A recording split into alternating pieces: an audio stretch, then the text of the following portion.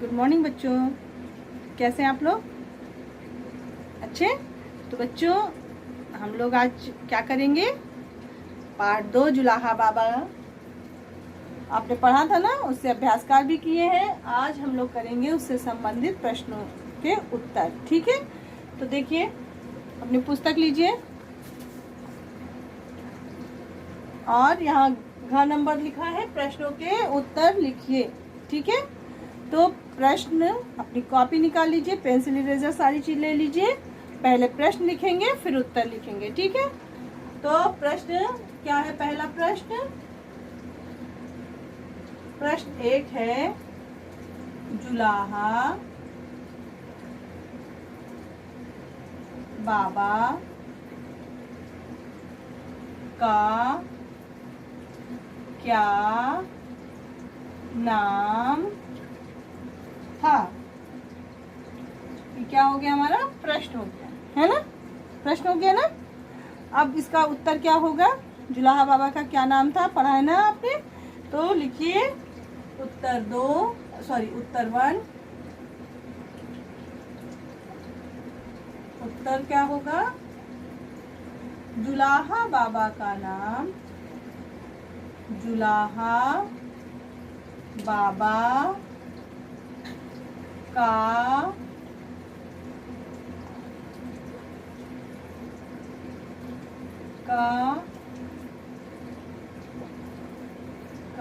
जुलाहा बाबा का नाम संत तिरुवल्लुवर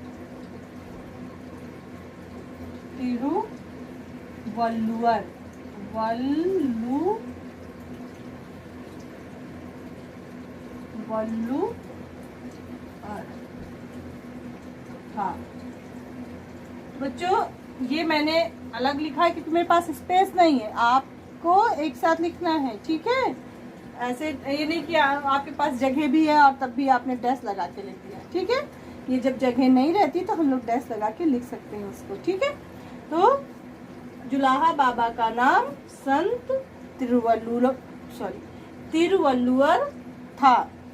ठीक है, अब इसके अंदर लाइन करेंगे हम लोग। एक बताया था ना कि जब एक प्रश्न उत्तर खत्म हो जाता है तो अंडरलाइन करनी है ना। ठीक है, अब करने के बाद आपको दूसरा प्रश्न लिखना है। दूसरा प्रश्न, प्रश्न 2। ठीक है, प्रश्न 2 है, सेठ के पुत्र ने जुलाहा बाबा से क्या मांगा? प्रश्न है, सेठ के पुत्र ने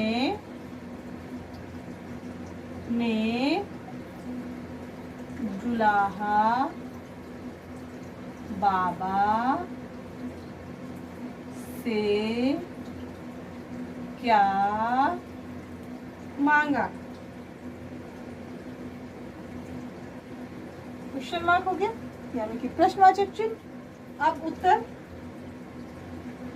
उत्तर लिखिए,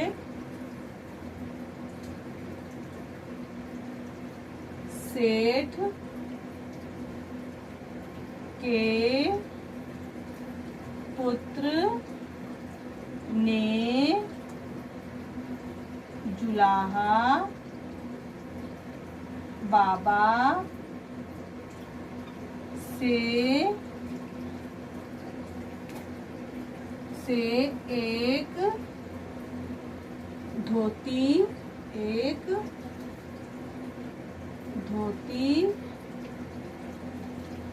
मांगा। सेठ के पुत्र ने जुलाहा बाबा से क्या मांगा? एक धोती मांगा। ठीक है, अब प्रश्न 3। अब हम क्या करेंगे? फिर इसके बाद अंडरलाइन करेंगे ना ऐसे। अब क्या लिखेंगे? प्रश्न 3।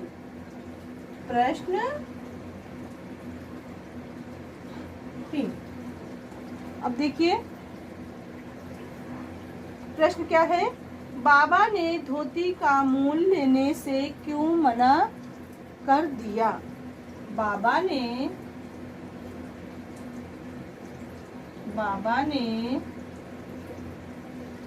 धोती का मूल्य लेने से क्यों मना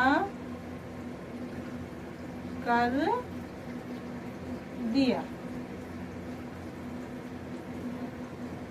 बाबा ने धोती का मूल्य, जब सेठ के लड़के ने सारी धोती के टुकड़े टुकड़े कर दिए और फिर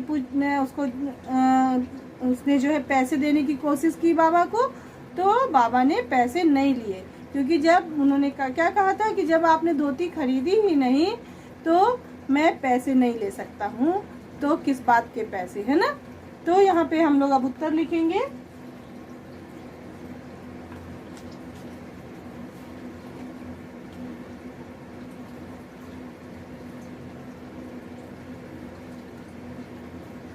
उत्तर प्रश्न 3 नीचे लिखा हुआ है, उत्तर 3 हम ऊपर लिखते हैं। उत्तर, ठीक है, लिखेंगे उत्तर। बाबा ने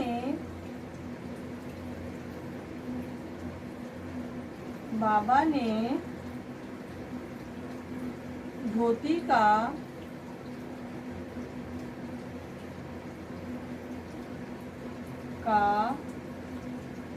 मूल्य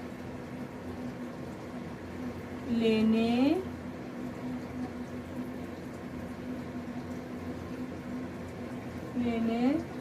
से मना कर दिया। बाबा ने धोती का मूल्य लेने से मना कर दिया क्योंकि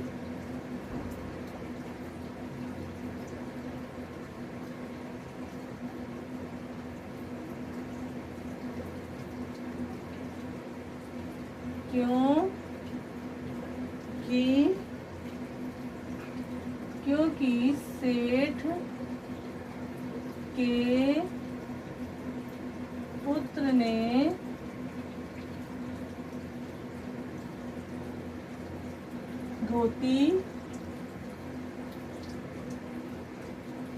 धोती खरीदी ही नहीं थी। बाबा ने धोती का मूल्य लेने से मना कर दिया क्योंकि सेठ के पुत्र ने धोती खरीदी ही नहीं थी। ठीक है, अब प्रश्न 4। अब जब हमारा प्रश्न नंबर 3 का उत्तर का पूरा हो गया तो हम लोग अंडरलाइन करेंगे ना, है ना। अब अंडरलाइन, फिर उसके बाद प्रश्न लिखिए। प्रश्न 4, ठीक। प्रश्न 4 है, सेठ के पुत्र का घमंड किस प्रकार समाप्त हो गया। प्रश्न है, सेठ के पुत्र का घमंड किस प्रकार समाप्त हो गया।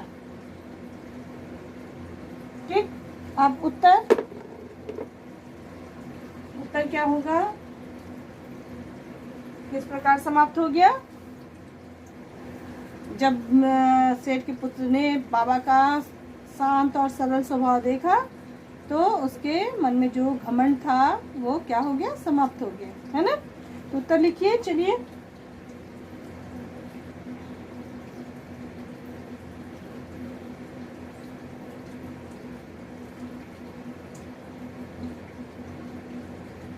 सेठ के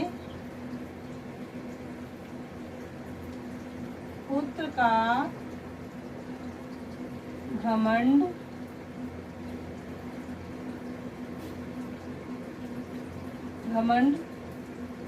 जुलाहा बाबा के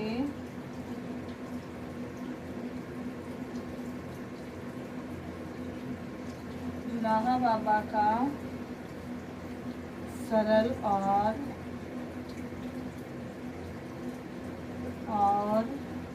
शांत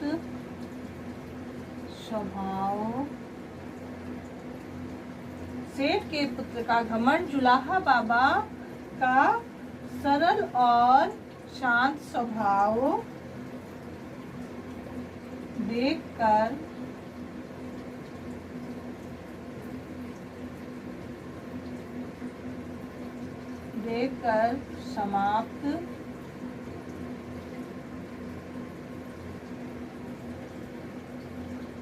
समाप्त हो गया।